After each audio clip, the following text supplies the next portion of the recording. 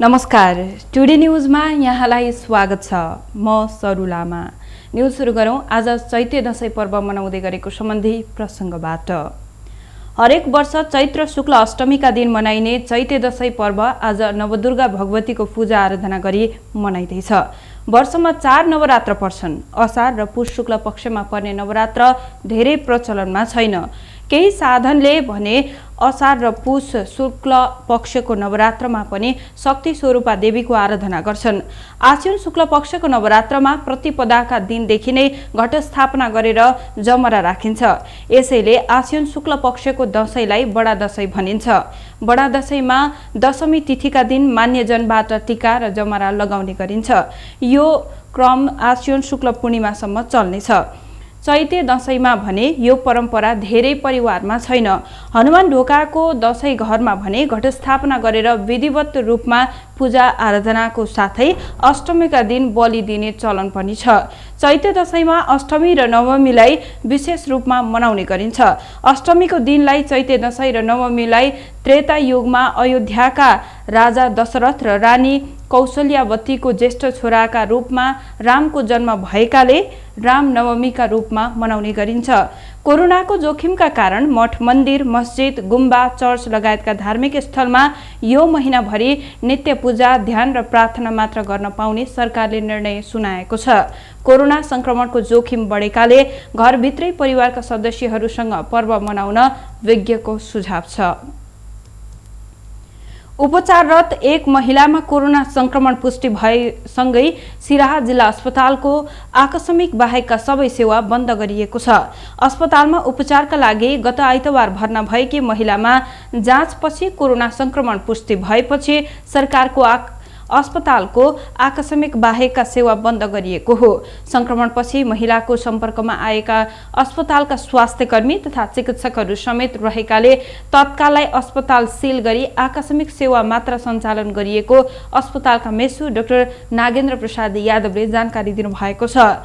अस्पतालको आकस्मिक कक्ष बाहेकका सबै कक्षमा तालचा लगाइएको छ। अस्पतालमा रोग निवारक औषधि छर्किएपछि पुनः सञ्चालनमा ल्याउने मेसु डाक्टर यादवले बताउनु भएको छ। सिराहाका प्रमुख जिल्लाधिकारी प्रदीपराज कणेलले सीमावर्ती भारतीय बजारबाट नेपालतर्फ आवत जावत हुने सम्पूर्ण नाकामा कडाई गर्न सशस्त्र प्रहरी बल नेपालका साथै नेपाल प्रहरीलाई समेत निर्देशन दिइसकेको बताउनु भएको छ। वीरगञ्जमा कोरोना संक्रमणबाट एक पुरुषको मृत्यु भएको छ। वीरगञ्ज 14 बहुअरी बस्ने 57 वर्षीय पुरुषको मृत्यु भएको हो। उनको नारायणी वयोद्धा अस्पतालमा उपचारको क्रममा सोमबार राति निधन भएको हो। 9 दिन अघि अस्पतालमा भर्ना भएका उनमा अन्य दीर्घरोगसँगै कोरोना संक्रमण भएको अस्पताल प्रशासनले जनाएको छ। कोरोना संक्रमणको दोस्रो लहर सुरु भएपछि वीरगञ्जमा 6 जनाको मृत्यु भइसकेको छ। देशकै आर्थिक राजधानीका रूपमा रहेको वीरगञ्जलाई प्राविधिक शिक्षाको केन्द्र बनाउने उद्देश्यका साथ प्रदेश नम्बर 2 को सरकारले सोमबार वीरगञ्जमा सरकारवालाहरूसँग अन्तर्क्रिया गरेको छ। वीरगञ्जमा विभिन्न विज्ञान तथा प्रविधि विश्वविद्यालय सञ्चालनका लागि प्रदेश सरकारले तयार पारेको विधेयकको विषयमा सरकारवालाहरूसँग अन्तर्क्रिया गरी राय सुझाव संकलन गरिएको छ। सामाजिक विकास मन्त्रालय प्रदेश नम्बर 2 जनकपुर धामले आयोजना गरेको अन्तर्क्रिया कार्यक्रममा सहभागी रहेका वक्ताहरूले वीरगञ्जमा स्थापना गर्न लागेको विज्ञान तथा प्राविधिक विश्वविद्यालयलाई राजनीतिक कार्यकर्ता भर्ती केन्द्र बनाउनबाट जोगाउन स्वायत्त संस्थाका रूपमा विकास गर्न सुझाव दिएका छन्। वीरगञ्जमा रहेको ठाकुरराम बहुमुखी क्याम्पसलाई केन्द्रका रूपमा राखी विश्वविद्यालय बनाउन सुझाव दिँदै वक्ताहरूले विश्वविद्यालय सञ्चालनका लागि आवश्यक आर्थिक स्रोतको अभाव हुन नदिन आग्रह गहन अध्ययन गरी नीति नियम बनाउन प्रदेश सरकारलाई सुझाव दिएका छन्। अन्तर्क्रियामा मुख्यमन्त्री लालबाबु राउतले विज्ञान प्रविधिको युगमा पुराना शिक्षाले चाहेको जस्तो विकास हासिल गर्न नसकिने धारणा व्यक्त गर्नुभयो। उहाँले आजको युग विज्ञान र प्रविधिको युग भएकाले पुरानो शिक्षा पद्धतिलाई विस्थापित गर्दै अबका युगलाई प्राविधिक शिक्षा दिन सकिए चाहे जस्तो समृद्धि चाँडै हासिल गर्न सकिने बताउनुभयो। राष्ट्रिय प्रजातन्त्र पार्टीले आगामी जेठ 22 गतेदेखि 25 गतेसम्म काठमाडौँ केन्द्रीय महाधिवेशन गर्ने भएको छ। पार्टीका अध्यक्ष कमल थापाको अध्यक्षतामा सोमबार बसेको केन्द्रीय सचिवालय कार्यव्यवस्था समितिको बैठकले जिल्ला तहसम्मको अधिवेशन यही वैशाख मसान्त र प्रदेश कार्य समितिको निर्वाचन आगामी जेठ 7 गतेसम्म गर्ने निर्णय गरेको हो। अध्यक्षद्वय पशुपति शमशेर जबरा र डाक्टर प्रकाश चन्द्र लोहनीको उपस्थितिमा बसेको बैठकले महाधिवेशन प्रतिनिधि निर्वाचन पनि जेठ 10 गतेसम्म गरिसकिने निर्णय गरेको पार्टी द्वयद्वारा जारी विज्ञप्तिमा उल्लेख छ।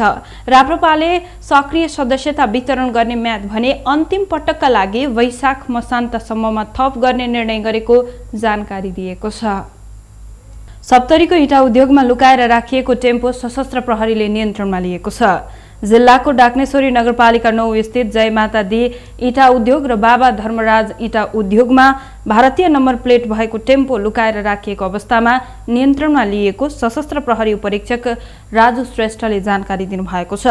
उहाँका अनुसार सशस्त्र प्रहरी बल नेपाल 6 नम्बर गणबाट खटिएको सशस्त्र प्रहरी नायब उपरीक्षक श्याममणि ढकाल नेतृत्वको टोलीले 3टा टेम्पो नियन्त्रणमा लिएको हो। राखिएका टेम्पूको कुनै कागजात समेत फेला नपरेको सशस्त्र प्रहरीले जनाएको छ। 54 लाख मूल्य बराबरका ती टेम्पोलाई आवश्यक कारबाहीका लागि राजविराज भन्सार कार्यालयमा बुझाइएको प्रहरी परीक्षक श्रेष्ठले बताउनु भएको छ। सर्लाहीको सदरमुकाम मलङबा नगरपालिका वडा नम्बर 9 बाल मन्दिर चौक स्थित मासु गल्लीको सडक हिल्लामय हुँदा सर्वसाधारणलाई शास्ति भएको छ।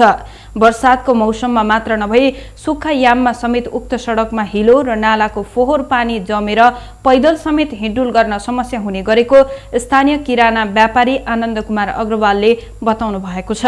मासु पसलबाट निस्किएको फोहोरको साथै बजारभरिको फोहोर फालिने गरेकाले दुर्गन्धका कारण उक्त सडक भर हिँडडुल गर्दा नाकमुख थुन्नु परेको अग्रवालले गुनासो गर्नु भएको छ। सडक पनि एकदम साँघुरो भएकोले ठूला तथा मझौला सवारी साधनको कारण छिनछिनमा पानीकै बीचमा जाम लाग्ने गरेको पान पसल सञ्चालक सुनिल कुमारले बताउनु भएको छ। यस्ता समस्याबाट स्थानीय बासिन्दाहरू पीडित भइरहेको देख्दा देख्दै पनि नगरपालिका र मातहतका वडा कार्यालयले समस्या समाधान गर्नतर्फ ध्यान नदिएको भन्दै स्थानीय आक्रोशित भएका छन्। मंगलबार नेपाली बजारमा सुनको भाव घटेको छ। सोमबार छापावाला सुन प्रति तोला 91,000 रुपैयाँमा कारोबार भएको थियो भने मंगलबार 300 रुपैयाँले घटेर प्रति तोला 90,700 रुपैयाँमा कारोबार भइरहेको छ। त्यसैगरी तेजाबी सुन प्रति तोला 90,200 रुपैयाँमा कारोबार भइरहेको छ। नेपाल सुन चाँदी व्यवसायी महासंघका अनुसार मंगलबार प्रति तोला चाँदी 1,300 रुपैयाँमा कारोबार भइरहेको छ। भारतमा पछिल्लो 24 घण्टामा 2,56,000 भन्दा धेरै कोरोना संक्रमित थपिएका छन्। यो एकै दिनमा संक्रमित हुनेको संख्या अहिलेसम्मकै धेरै हो। यस्तै भारतमा पछिल्लो 24 घण्टामा 1,757 जना भन्दा धेरैको ज्यान गएको छ। यो सँगै कोरोनाको कारण भारतमा ज्यान गुमाउनेको संख्या 1,80,550 पुगेको छ। यस्तै कोरोना संक्रमितको संख्या अस्वाभाविक रूपमा बढेसँगै भारतको केरला राज्यमा रात्रिकालीन कर्फ्यू लगाउने घोषणा भएको छ। आज रातिदेखि लागू हुने गरेर केरला सरकारले राति 9 बजेदेखि बिहान 5 बजेसम्मको लागि रात्रिकालीन कर्फ्यूको घोषणा गरेको हो। त्रिदेशीय 2020 क्रिकेट श्रृंखलामा नेपालले आज नेदरल्यान्डसँग खेल्दैछ। खेल दिउँसो 1:15 बजे त्रिवी क्रिकेट मैदानमा हुने भएको छ। लगातार दोस्रो खेलमा शानदार जित निकालेको नेपाल आज पनि नेदरल्यान्ड्सलाई हराउँदै फाइनलमा पुग्न चाहन्छ। पहिलो खेलमा नेदरल्यान्ड्सलाई 9 विकेटले हराएको नेपालले हिजो मलेसियालाई पनि 9 विकेटले नै हराएको थियो। नेपालले लीग चरणको अन्तिम खेल आउँदो बिहीबार मलेसियासँग खेल्नेछ। प्रतियोगितामा मलेसियाले खेलेका 2 खेल हारेको छ भने नेदरल्यान्ड्सले 2 खेलमा जीत र 1 मा हार बेहोरेको छ। प्रतियोगितामा नेपाल 4 अङ्क सहित शीर्ष स्थानमा छ। यसैबीच आज मैदानमा दर्शक बिना नै खेल हुने भएको छ। सरकारले सार्वजनिक कार्यक्रममा 25 जना भन्दा धेरै जम्मा हुन नदिने निर्णय गरेकाले त्रिदेशीय 2020 क्रिकेटका खेल दर्शक बिना नै खेलाइने नेपाल क्रिकेट संघ क्यानले जनाएको छ।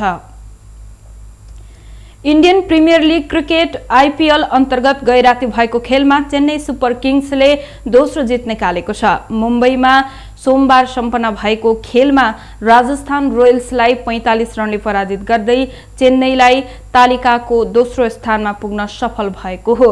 जितसँगै चेन्नईले 3 खेलमा 4 अङ्क बनाएको छ। खेलमा चेन्नईले दिएको 189 रनको लक्ष्य पाएर जवाफी ब्याटिङ गरेको राजस्थानले 20 ओभरको खेल सकिँदा 9 विकेट गुमाएर 143 रन मात्र बनाउन सक्यो। चेन्नईका लागि फाफ डु प्लेसेसले सबैभन्दा धेरै 33 रन बनाएका थिए। हवस् त, यसका साथै टुडे न्युज अहिलेलाई सकियो। हाम्रो अर्को बुलेटिन लिएर पुनः उपस्थित हुने नै छौँ। टिभी टुडे जनकपुर हेर्दै गर्नुहोला। नमस्कार।